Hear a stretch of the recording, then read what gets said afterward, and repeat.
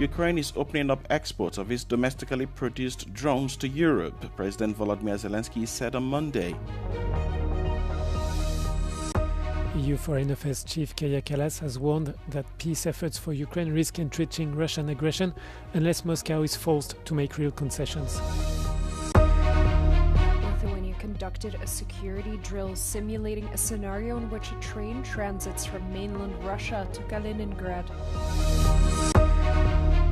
UK Prime Minister Keir Starmer defended his leadership and told Labour MPs he'll stay on as Prime Minister.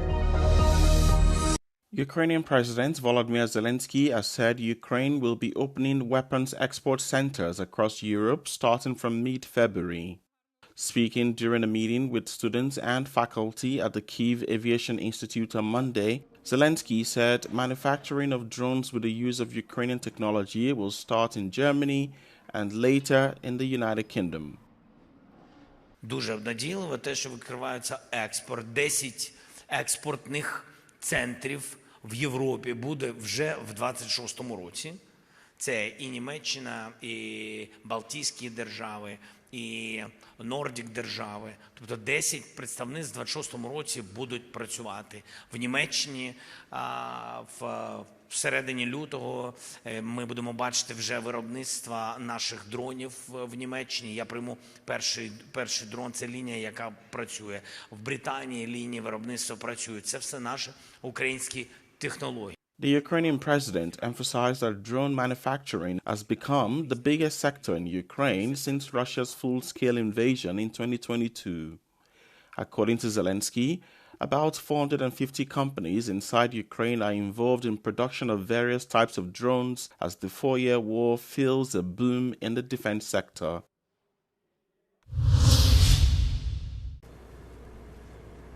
Lithuania conducted a security drill on Monday, simulating a scenario in which a train traveling from mainland Russia transits through the country to reach Kaliningrad. The drill is based on an incident that took place last summer. In June, a Russian citizen disembarked from a transit train, raising concerns over potential security risks linked to the corridor. The incident prompted Lithuania to tighten its transit controls. Atlikom pratybas, kurio tikslas buvo patikrinti naujo aprašo veikimą. Po incidento praeitais metais buvo atnaujintas ir sudėliotas kitaip. Military drills were also conducted in the Polish city of Braniwo, near the border of the Kaliningrad exclave. The exercises featured the Korean-made K-2 Black Panther tanks, which were deployed to the region in August in an effort to bolster NATO's eastern flank.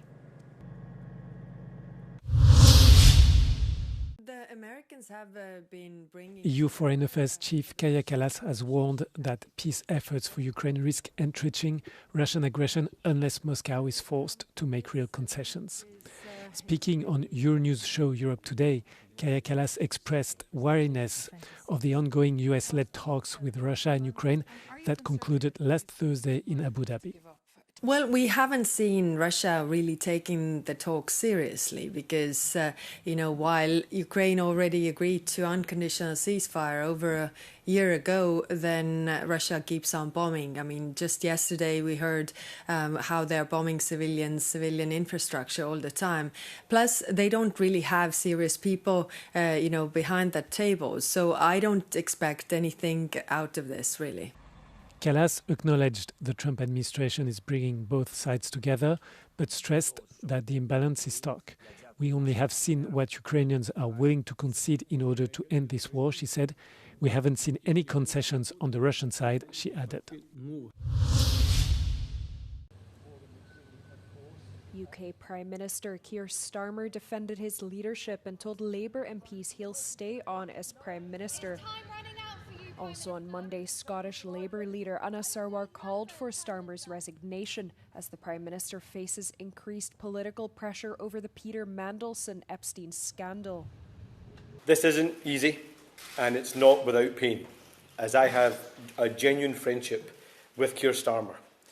But my first priority and my first loyalty is to my country, Scotland. and I am not willing to sacrifice Scotland's NHS, our schools, our communities, our towns, cities, villages and islands to a third decade of an SNP government.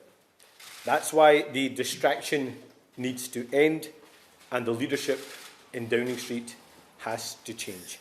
Following Sarwar's statement, various cabinet members expressed support for Starmer, including his deputy David Lammy, Chancellor Rachel Reeves, Foreign Minister Yvette Cooper and his former deputy Angela Rayner.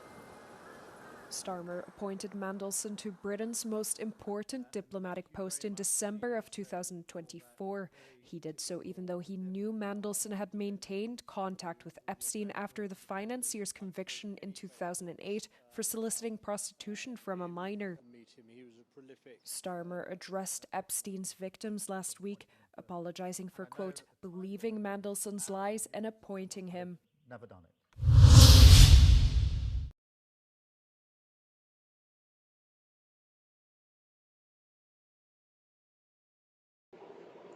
France has not been spared by the shockwave caused by the Epstein scandal. The latest tremor is the resignation of the president of the Arab World Institute and former Minister of Culture, Jack Lang. Faced with the turmoil caused by the publication of 3 million documents by the US Department of Justice at the end of January, the French president wants above all for the investigation to run its course. Manifestement, il avait un système qui était très large, qui justifie que la justice fasse son travail de manière indépendante et dans le calme. Last week, the French National Financial Prosecutor's Office opened a preliminary investigation into Jack Lang and his daughter Caroline Lang for aggravated tax fraud laundering. American documents refer to email exchanges between the former French minister and the now deceased sex offender. Jeffrey Epstein also co-founded an offshore company with Jack Lang's daughter for the purpose of acquiring works of art.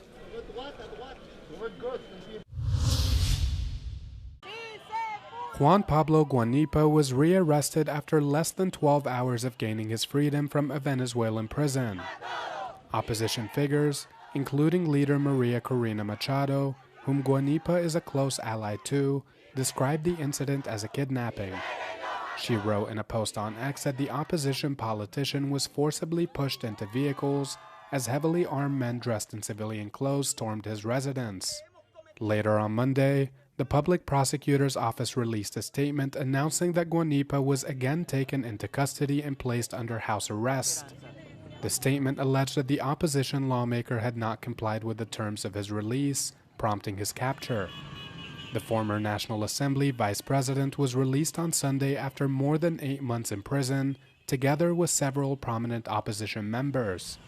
His release came as part of a government initiative kick-started by acting President Delcy Rodriguez to free political detainees after the U.S. executed a stunning military operation last month. The operation ended with the capture of President Nicolas Maduro and his extradition to New York, where he faces charges of narco-terrorism. Detentions in Venezuela have routinely been criticized as arbitrary, politically motivated, and mere attempts at muzzling dissent. Machado has called for the immediate release of Guanipa. Following her landslide election victory in Japan, Prime Minister Sanai Takaichi said she won't bask in the afterglow and has vowed to deliver on her campaign pledges. 勝利の余韻に浸っている余裕は私たちにはございません。速やかに特別国会を召集させていただき、まずは来年度予算や予算関連法案を一日でも早く成立させていく。野党の皆様にもご協力をお願い申し上げます。Takaichi's victory has already proven to be impactful as Asian markets rose following her election win. The 64-year-old prime minister regained a substantial amount of support for the Liberal Democratic Party, which it had lost in recent elections due to inflation and corruption. Takaichi was on the LDP's ultra-conservative fringe when she became party chief and prime minister in October last year. Since then, she has proven to be a hit with voters, especially young ones, but will now have to deliver on the economy and inflation.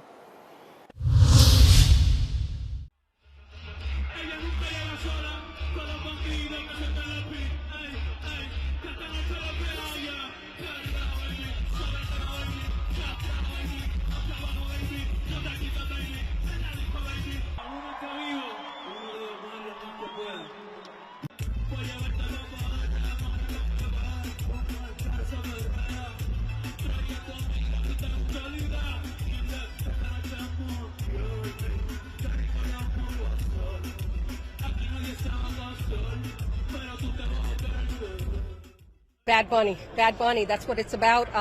His message, I am so proud to be a Puerto Rican. Love his message of unity, incluyendo a toda la gente, la comunidad latina, para estar aquí a apoyarlo. Nunca hemos tenido a alguien que habla solo español.